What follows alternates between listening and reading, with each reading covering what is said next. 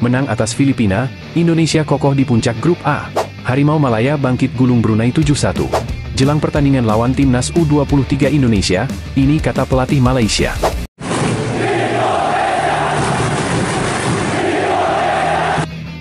Menang atas Filipina, Indonesia kokoh di puncak grup A. Timnas U23 Indonesia mencatat kemenangan keduanya di Piala AFF U23 2025 setelah mengalahkan Filipina dengan skor 1-0 di Stadion Utama Gelora Bung Karno, Senayan, Jakarta, Jumat, 18 Juli 2025. Hasil ini membuat skuad Garuda Muda kokoh di puncak klasemen grup A dengan 6 poin. Sebelumnya, Timnas Indonesia U23 meraih kemenangan dengan skor telak 8-0 saat menghadapi Brunei Darussalam, di mana Jens Raven mencetak 6 gol pada laga pertama tersebut pada Selasa lalu. Dengan hasil ini, gawang tim tuan rumah belum kebobolan dalam 2 pertandingan yang sudah dijalani. Tim asuhan Gerald Vandenburg bermain mendominasi sejak awal laga. Namun, mereka kesulitan mencetak gol. Satu-satunya gol terjadi dari gol bunuh diri pemain Filipina Jaime Rosquillo pada menit ke-23. Gol ini bermula dari lemparan ke dalam yang dilakukan Robbie Darwish. Rosquillo mencetak gol ke gawangnya sendiri karena salah melakukan antisipasi umpan dari lemparan tersebut. Jens Raven diturunkan saat laga memasuki awal babak kedua. Dia menggantikan Hoki Caraka. Namun, ia gagal mencetak gol. Meski begitu, Indonesia memastikan meraih 3 poin setelah mampu menjaga keunggulannya. Dengan hasil ini, Timnas U23 Indonesia memimpin perolehan nilai di grup A dengan 6 poin. Di urutan kedua ditempati Filipina dengan 3 poin, diikuti Malaysia yang juga mengemas poin sama tetapi kalah head-to-head. Posisi terbawah, Brunei Darussalam yang kalah 2 kali. Harimau Malaya bangkit gulung Brunei 7-1. Malaysia tampil terengginas selama jalannya babak pertama. Skuad asuhan Nafuzi Zain langsung pesta gol ke gawang Brunei yang dikawal Khairul Hisham Norihwan. Duel baru berjalan 3 menit, bomber Shamer Danish mencetak gol dan seketika merubah kedudukan menjadi 1-0 untuk keunggulan Harimau Malaya Muda. Hanya berselang semenit kemudian, Brunei justru mencetak gol bunuh diri melalui pemain bernomor punggung 23, Nazri Aiman Azaman. Unggul 2-0, Malaysia memperlebar keadaan pada menit 32. Kali ini melalui aksi Haikal Danish. Berselang 10 menit kemudian, Yusuf Aiman dan kawan-kawan kembali unggul melalui aksi Azim Hakimi. Skor menjadi 4-0 untuk timnas Malaysia. Kedua tim kemudian memasuki waktu istirahat. Menuju paruh kedua, Malaysia lagi-lagi mengoyak gawang Brunei. Gol Danish Hakimi membuat kedudukan berubah 5-0 pada menit ke-69. Brunei sebenarnya sempat memperkecil keadaan menjadi 5-1 pada menit ke-75 lewat aksi Haziq Nakiuddin Syamra.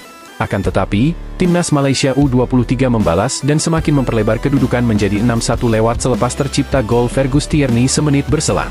Malaysia kembali pesta gol ke gawang Brunei. Menit ke-89, gol Hakimi Azim menambah keunggulan atas sang lawan. Skuad Harimau Malaya Muda akhirnya menutup pertandingan kontra Brunei dengan skor 7-1 sekaligus meraih 3 poin perdana di grup AFF U23 2025. Jelang pertandingan lawan timnas U23 Indonesia, ini kata pelatih Malaysia.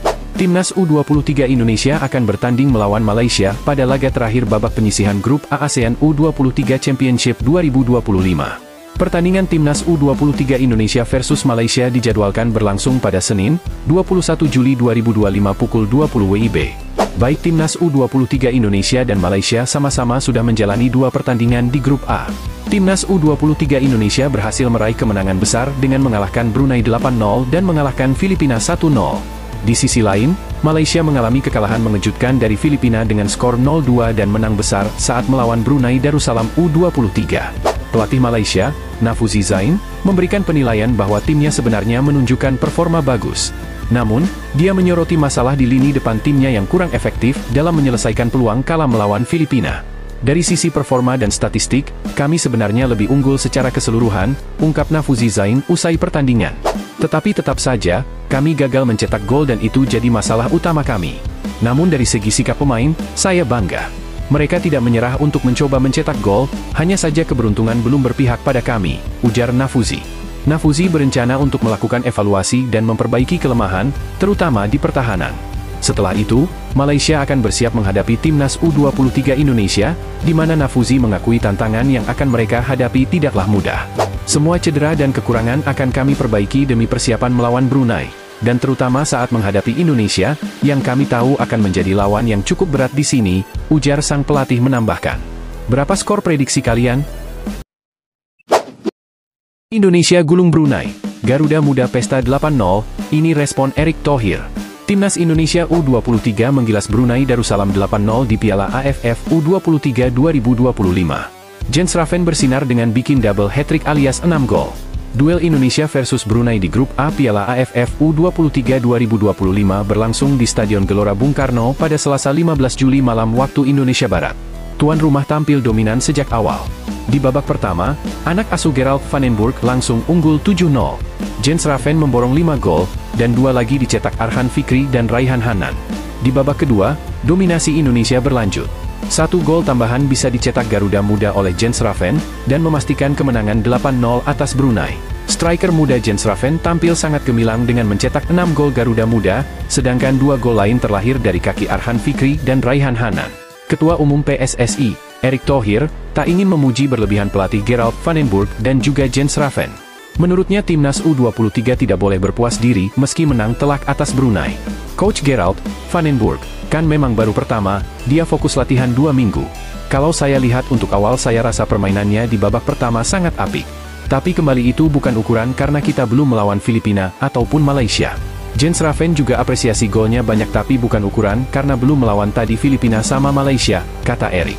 Jadi tadi makanya saya bilang ke Pak Sumarji, tolong sampaikan ke manajer dan coach, pemain, jangan besar kepala gara-gara menang 8-0 sama Brunei. Tapi game akan lebih berat nanti lawan Filipina, melawan Malaysia. Sudah tes medis, Nathan Koi Aon batal gabung LYNGB Bold Club. Ini penyebabnya. Klub kasta kedua Liga Denmark, LYNGB Bold Club, dipastikan batal merekrut bek timnas Indonesia Nathan Koi Aon.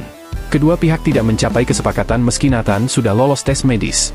Pihak LYNGB Bold Club melalui situs resmi klub, Kamis 17 Juli, ingin meluruskan mengenai kabar Nathan Koi Aon. Sebelumnya, bek 23 tahun itu ramai dikabarkan sudah resmi bergabung dengan LYNGB Bold Club. LYNGB Bold Club memastikan Nathan hadir langsung di Lundtofteveje yang merupakan markas klub berjuluk The Vikings itu. Nathan melakukan sejumlah serangkaian tes.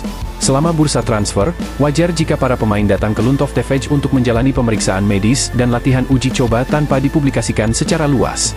Namun, karena kunjungan Nathan Koi Aon minggu ini mendapat banyak perhatian internasional, kami membuat pengecualian, tulis pihak LYNGB Bold Club. Nathan, disebut pihak LYNGB Bold Club, sudah lolos tes medis.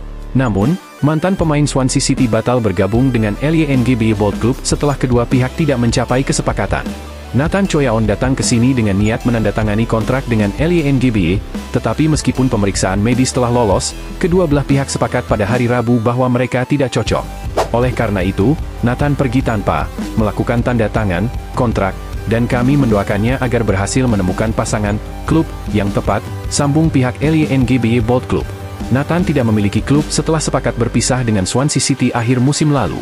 Nathan direkrut Swansea City dari klub Belanda Excelsior pada 2023, akan tetapi hanya tampil sebanyak 3 kali di berbagai ajang dengan total 127 menit bermain.